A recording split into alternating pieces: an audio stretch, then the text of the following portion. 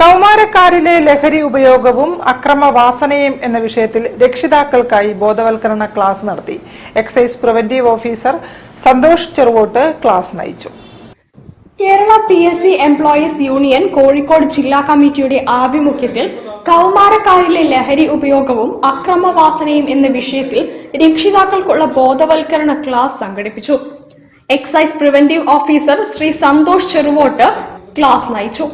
ഒരു 10-15 വർഷം തുടർച്ചയായിട്ട് മദ്യപിക്കുന്ന ഒരാളാണെന്നുണ്ടെങ്കിൽ അയാൾക്ക് രാവിലെ ജോലിക്ക് പോകുന്നതിന് മുമ്പ് ഒരല്പം മദ്യപിക്കണം, അതല്ലെങ്കിൽ മദ്യപിച്ചിട്ടില്ലെങ്കിൽ അയാളുടെ കൈ വിറയ്ക്കുന്നു, അയാൾക്ക് കോൺഫിഡൻസ് ലഭിക്കുന്നില്ല, അയാൾക്ക് നിത്യവും ചെയ്യുന്ന കാര്യങ്ങൾ, നിത്യവും ചെയ്യുന്ന തൊഴിൽ പോലും നന്നായിട്ട് ചെയ്യണമെന്നുണ്ടെങ്കിൽ ഈ ലഹരി പദാർത്ഥം വേണമെന്ന അവസ്ഥയിലുണ്ടെങ്കിൽ അതൊരു തരത്തിലുള്ള സൈക്കോസിസ്. ഈ സൈക്കോസിന്റെ ഭാഗമായിട്ട് നമുക്കറിയാം, നന്നായിട്ട് മദ്യപിച്ച ചില ആളുകളൊക്കെ നടന്നു പോകുമ്പോൾ ഇങ്ങനെ സ്വയം സംസാരിച്ചുകൊണ്ടിരിക്കും.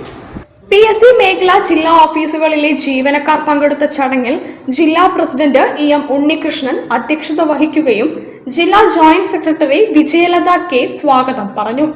ശ്രീ സന്തോഷ് ചെറുവോട്ടിനുള്ള ഉപഹാരം PSC കോഴിക്കോട് ജില്ലാ ഓഫീസർ അനിത S സമർപ്പിച്ചു. യൂണിയൻ ജില്ലാ vice president Muhammad Shafi NK ചടങ്ങിന് നന്ദി പറഞ്ഞു.